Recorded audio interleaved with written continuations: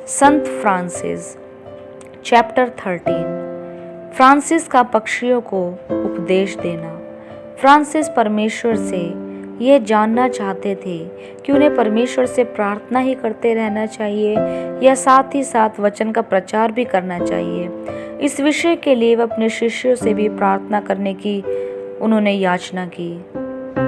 Sylvester का कहना था कि फ्रांसिस ने अनेक आत्माओं को प्रभु यीशु के पास लाए और उनका उद्धार हुआ, इसलिए उन्हें कभी कभी ही वचन का प्रचार करना चाहिए। बक्तिन क्लेयर का भी यही कहना था, इसलिए फ्रांसिस 2 शिष्यों को लेकर एक छोटे से गांव में प्रचार करने गए।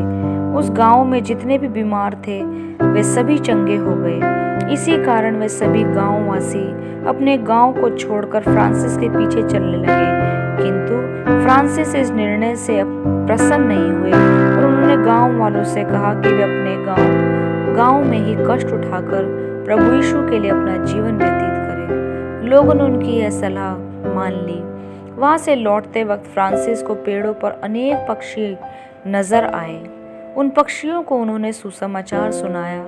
पेड़ पर बैठे पक्षियों ने शांत होकर सुसमाचार सुना।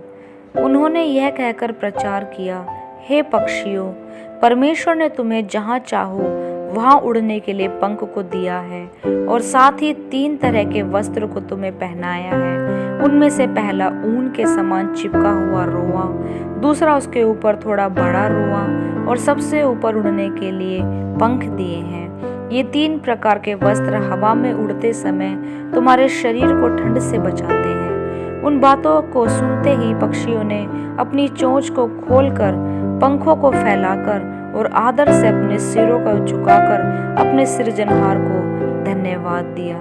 विभिन्न प्रकार के पक्षियों का झुंड एक अनोखा दृश्य प्रस्तुत कर रहा था जो आश्चर्यजनक था। फ्रांसिस पक्षियों को प्रचार करने के उपरांत उन्हें आशीष दी। तब तक पक्षी वहां से बिना हिले डुले शांत बैठे रहे। उसके बाद सभी पक्षी गीत गाते अपने पंखों को फैलाकर उड़ गए। फ्रांसिस का पक्षियों को प्रचार करते देख उनके 2 शिष्यों को बहुत आश्चर्य हुआ।